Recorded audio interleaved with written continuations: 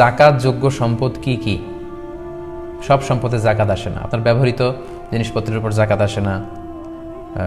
কি কি বিষয়ের উপর জাকাত আসে, অর্থাৎ যেদিন আপনি জাকাতের হিসাব করতে বসবেন ওই দিন কোন কোন জিনিসকে আপনি জাকাতের আওতাভুক্ত করবেন, যেটাকে বলে জাকাতেবল অ্যাসেট, সেগুলো কি কি আমরা সেগুলো একটু শুনি।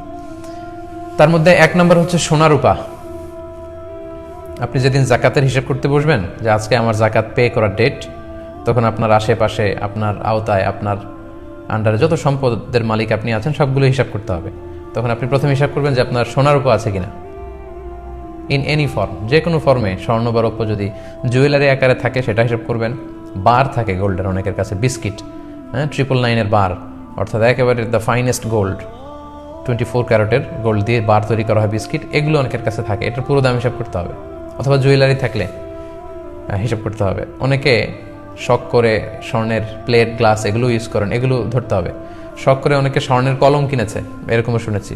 স্বর্ণের ঘড়ি ইউজ করে অনেকে। গোল্ডের, সিলভারের যত কিছু আছে এটা আপনাকে ধরতে হবে। অল আর জাকাতেবল অ্যাসেট। আচ্ছা, এরপর ক্যাশ টাকা। যেদিন জাকাত হিসেব করবেন পকেটে আছে কত, ওয়ালেটে আছে কত, ড্রয়ারে আছে কত, আলমারিতে কত, ব্যাংকে আছে কত, সেভিংস অ্যাকাউন্টে কত, কিংবা কারেন্ট অ্যাকাউন্টে কত, এগুলো সব হিসাব করতে হবে।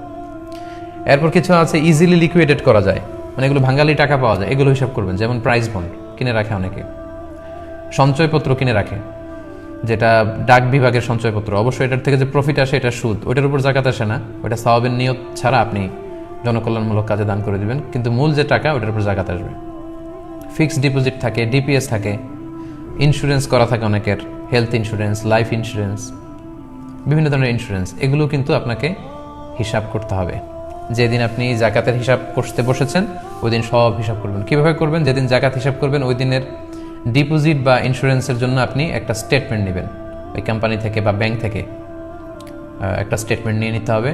আপনি জিজ্ঞেস করবেন যে আজকে যদি এই ইন্স্যুরেন্সটা আমি ভেঙে ফেলি তাহলে কত টাকা পাওয়া যাবে। যেহেতু ম্যাচিউরড হলে শেষে আপনি একটা টাকা পাবেন, বা ডিপোজিটের শেষে একটা টাকা পাবেন, কিন্তু আজকে যদি আমি এটাকে ভেঙে ফেলি তাহলে কত টাকা পাওয়া যাবে। তখন তারা একটা স্টেটমেন্ট আপনাকে দিবে যে আজকে এটার কত স্থিতি দেখানো হচ্ছে, ওই টাকাটা আপনাকে নোট করতে হবে।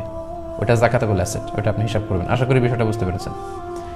এরপর সম্মানিত দিনী ভাই এবং বোনেরা, ব্যবসার সম্পদে কিন্তু জাকাত দিতে হয়, যেটাকে আরবিতে আমরা বলি উরুদুত তিজারা। যে সমস্ত জিনিস আপনি বিক্রয় করার নিয়তে কিনেছেন আপনার কিন্তু সেটা থেকে জাকাত দিতে হবে। বিক্রির নিয়ত না থাকলে, বিজনেসের নিয়ত না থাকলে জাকাত দেওয়া লাগে না।